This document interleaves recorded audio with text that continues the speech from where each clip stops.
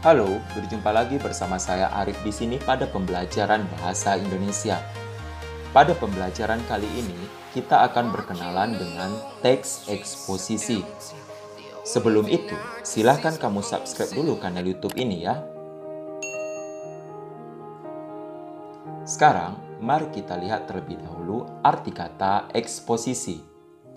Kata eksposisi sendiri berasal dari bahasa Latin, yaitu expositio.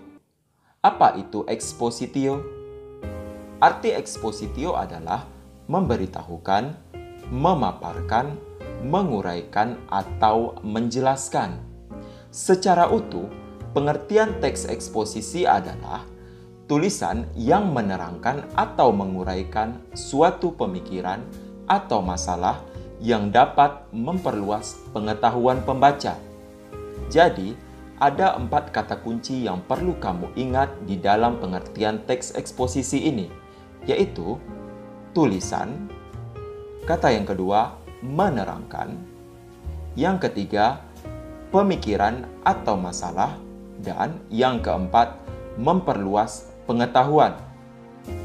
Teks eksposisi sendiri dikenal juga dengan teks yang menambah atau memperluas pengetahuan pembaca. Sekarang, mari kita lihat apa saja ciri dari teks eksposisi. Ciri yang pertama yaitu teks eksposisi memuat penjelasan pokok persoalan secara objektif. Apa maksud objektif di sini? Penjelasan pokok persoalan di dalam teks eksposisi ini disajikan secara apa adanya, tanpa unsur subjektif atau perasaan dan emosional dari penulis teks ini sendiri. Penulis tidak berusaha membangkitkan emosi pembaca. Ciri yang kedua yaitu teks eksposisi memiliki gaya penulisan yang informatif. Uraian objek jelas. Penulis teks eksposisi ingin menambah pengetahuan pembaca dan memberi informasi sejelas-jelasnya. Ciri yang ketiga, teks eksposisi memuat fakta. Fakta tersebut dipakai sebagai penyumbang utama dalam membuat rumusan agar informasi yang disampaikan lebih konkret atau nyata. Sekarang, kita lihat unsur-unsur yang terdapat di dalam teks eksposisi. Unsur yang pertama yaitu gagasan. Gagasan disebut juga dengan pendapat. Gagasan adalah pendapat yang dikemukakan.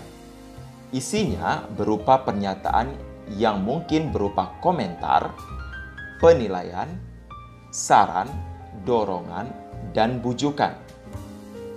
Unsur yang kedua, fakta.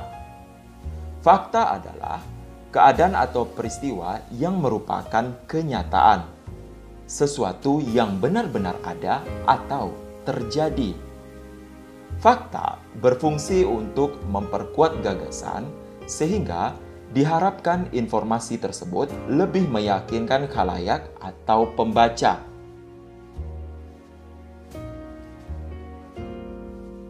Sekarang, mari kita lihat contoh soal. Perhatikan soal berikut ini.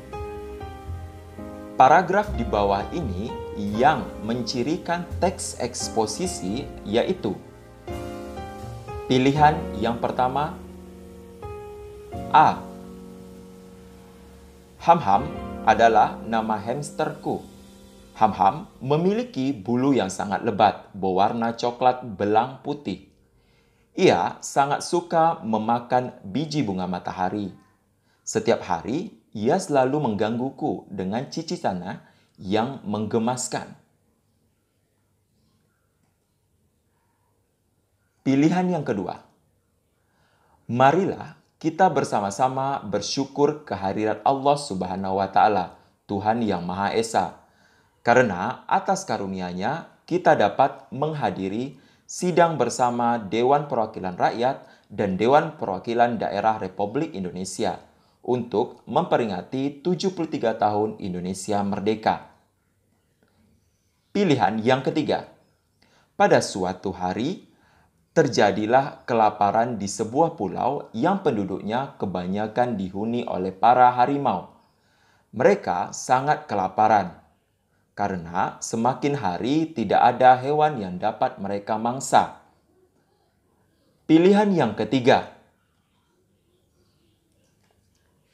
Maksud saya pilihan yang keempat. Sejak zaman dulu, nenek moyang kita telah mengenal manfaat tanaman lidah buaya. Manfaat tanaman ini tidak hanya berguna untuk menyuburkan rambut, akan tetapi juga bermanfaat untuk kesehatan tubuh manusia. Nah, di antara pilihan A, B, C, dan D tersebut, manakah yang memiliki ciri teks eksposisi?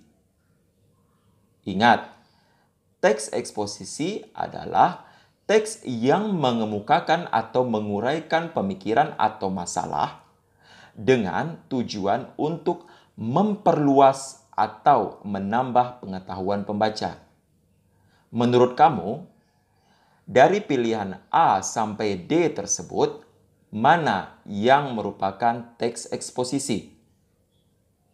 Ingat kembali, teks eksposisi adalah teks yang memberikan informasi yang menambah atau memperluas pengetahuan pembaca. Jawabannya adalah D. Kenapa D? Karena di dalam pilihan D tersebut, teks berisi informasi mengenai manfaat lidah buaya. Makanya, teks tersebut termasuk ke dalam teks eksposisi. Demikianlah pembelajaran kita kali ini. Semoga kamu bisa memahami apa yang telah disampaikan. Sampai jumpa pada video pembelajaran berikutnya. Terima kasih.